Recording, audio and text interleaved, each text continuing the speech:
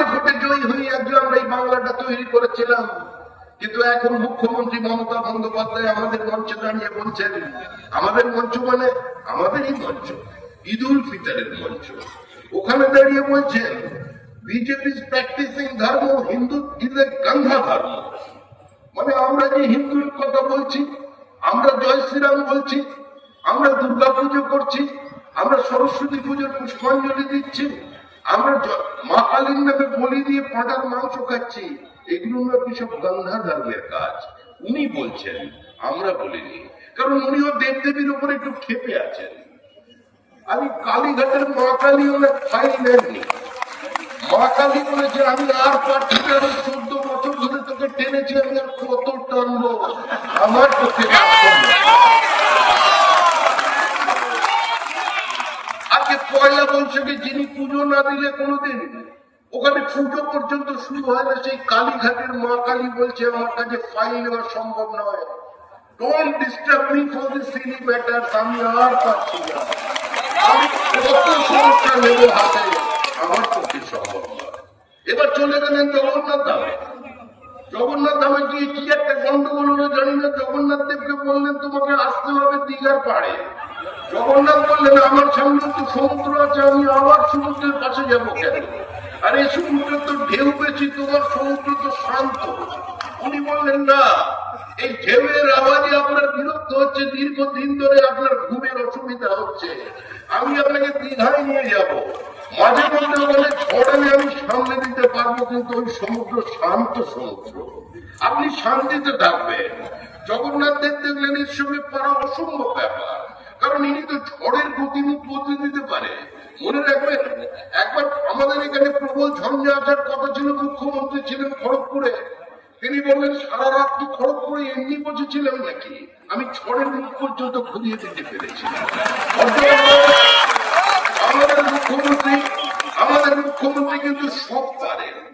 আমাদের মুখ্যমন্ত্রী রবীন্দ্রনাথকে চ্যালেঞ্জ দিতে পারেন, আমাদের মুখ্যমন্ত্রী রবীন্দ্রনাথের স্বপ্নের বিশ্ববিদ্যালয় বিশ্বভারতীর সামনে বিশ্ব বাংলা বিশ্ববিদ্যালয় তৈরি করে দিতে পারেন।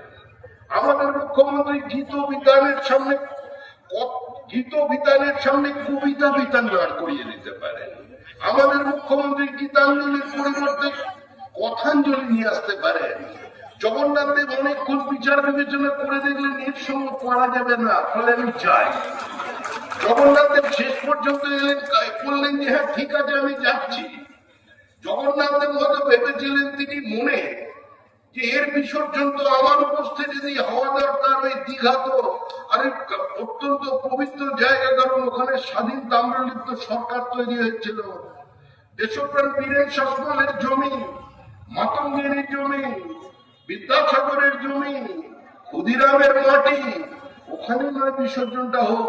কিন্তু মুখ্যমন্ত্রী আবার জগন্নাথ দেবের উপর ভরসা রাখতে পারলেন না, তিনি আবার নিউ টাউনে চলে এলেন, ঘুরে বেরিয়ে নিউ টাউন বলেন আমি দুর্গা মন্দির তৈরি করব।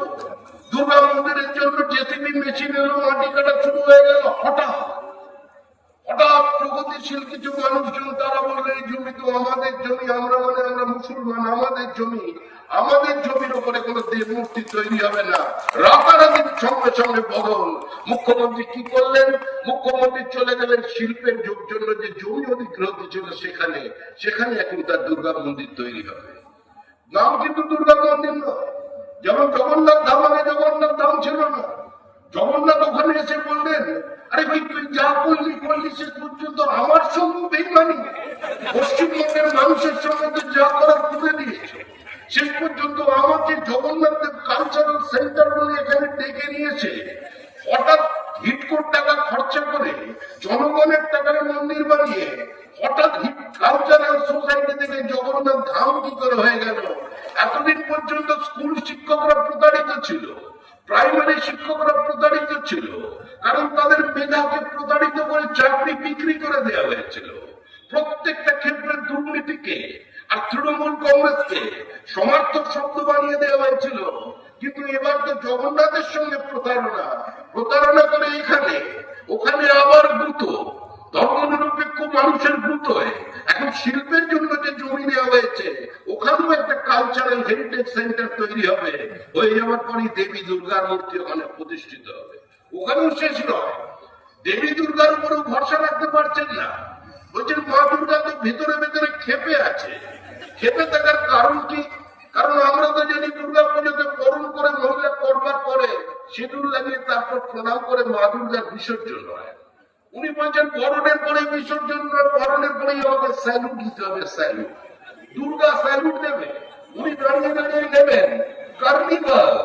কোন ভেতরে মা দুর্গার মনের মধ্যে কি ইচ্ছে আমার জানা নেই। সে যে উত্তরবঙ্গের একটা জায়গায় যাচ্ছেন, বলছেন মহাকাল, মহাকালের মন্দির বানাবে। অর্থাৎ কোন দেবতাকে ছাড়ছে না, প্রত্যেককে ধরে নিয়েছে। কিন্তু পশ্চিমবঙ্গের মানুষ গণদেবতা তারাও ঠিক করে নিয়েছে যে 2026-এর নির্বাচন